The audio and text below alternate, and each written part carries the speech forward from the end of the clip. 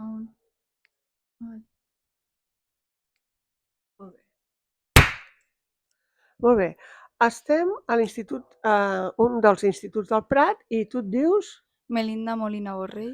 Molt bé, Melinda. Jo et vaig veure presentar un treball de projecte d'un cub molt especial i a mi m'agradaria molt, molt, molt que pel Prat Ràdio ens expliquis aquest cub que veu fer a segon de l'ESO, què és exactament.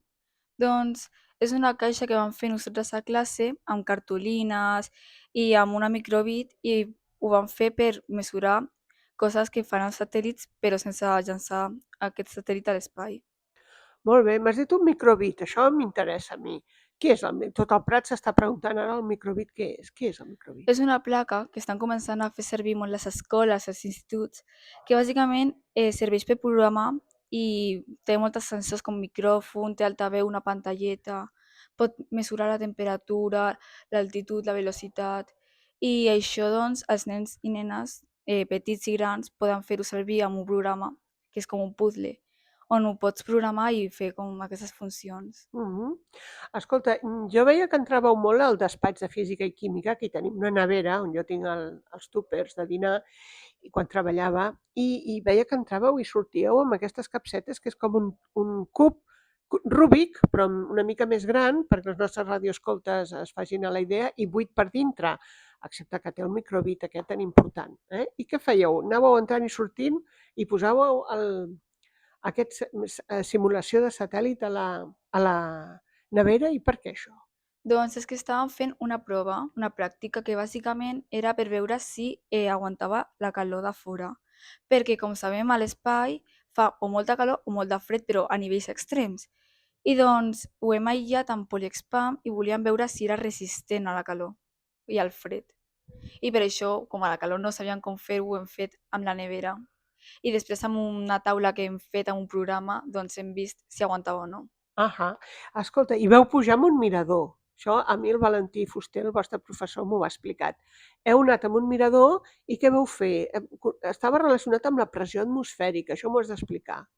Doncs vam fer una altra pràctica també, que bàsicament mesuraven quan mesurava la torre del Delta amb el satèl·lit, amb la microbit, amb un programa que vam fer, que estava en l'emissor i el receptor i és una història molt llarga, que bàsicament, gràcies a la pressió atmosfèrica, podíem calcular quanta pressió hi havia a baix i quanta havia hi a dalt. Mhm. I a partir d'això, aquesta base, vam fer els càlculs i vam Sí. saber quan mesurava la torre. I després també vau fer una programació per enviar les dades a distància, no? Allò que no hagis de viatjar amb el sistema aquest ràdio. Això a la Issa li interessarà molt. Vau estar programant un ordinador per enviar les dades des del satèl·lit fins a l'ordinador, no? Sí. I això és pràctic, no? Està bé. Sí, és que té molts programes també aquesta microbit i molts blogs. I un d'aquests és per enviar per ràdio informació. I per això des de baix, o sigui, des de dalt de la torre, fèiem les mesures i ho enviàvem per una emissora a la microbit que teníem a baix amb el portàtil. Molt bé. Escolta, jo penso que molta gent que ens està escoltant es pregunta: tu quina edat tens? Jo tinc 13 anys. 13 anys. Jo em pensava, quan vaig treure el teu email, que eres del Supercomputing Center de Barcelona, al Mare Nostrum, perquè els vaig contactar també, saps? I ja molt bé del teu nom no me'n recordava. I vaig pensar, deixa'm mirar per internet aquesta doctora que ha fet, no? I vaig trobar que tu fas esport. Ah, sí? Jo no ho diré mai bé, el taekwondo aquest, És taekwondo. el taekwondo. Tu també, patada per aquí, cop de puntada de peu per allà, no? Sí. Oi que bé, defensa personal. Sí. Està molt bé, no?, combinar la vida acadèmica amb una activitat esportiva. Què en penses? Sí, sempre i quan no perdis temps pels estudis, perquè també és més prioritari els estudis que l'esport, però sí que és possible combinar-ho i és el que faig jo. I m'ha agradat molt que he sentit que has organitzat com un dinar amb els teus companys de curs. Això vol dir que també ets una persona sociable. És que això és fantàstic. Sí, Ho intento. clar que sí. Perquè no és fàcil treballar amb la gent a vegades, oi? De vegades no, perquè no ens entenem i és una miqueta difícil com coordinar-se. També una cosa que s'estan preguntant la Issa, segur, a l'estudi i tot el Prat.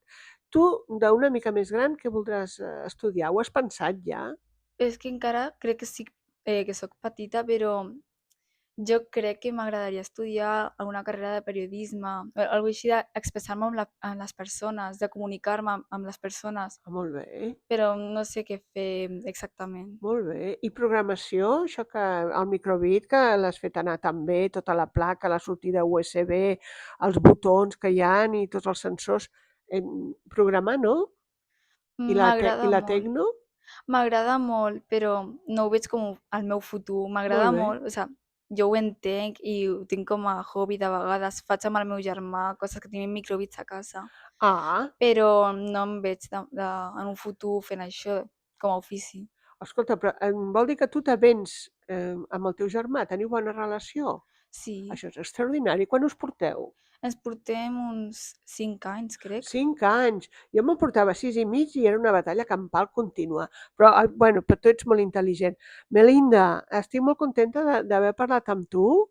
Em dones molta alegria amb la gent gran com jo, veure que hi ha un jovent tan brillant, que s'expressa tan bé i que fa aquestes coses, i que hi ha un professorat com el Valentí Ferrer que, que us fa aquestes activitats que realment, si els radioescoltes poguessin mirar què hi ha aquí dintre d'aquest satèl·lit, quedarien aclaparats, perquè això és impressionant. Moltes felicitats, que tinguis molta sort i que siguis molt feliç. Moltes gràcies. Mira,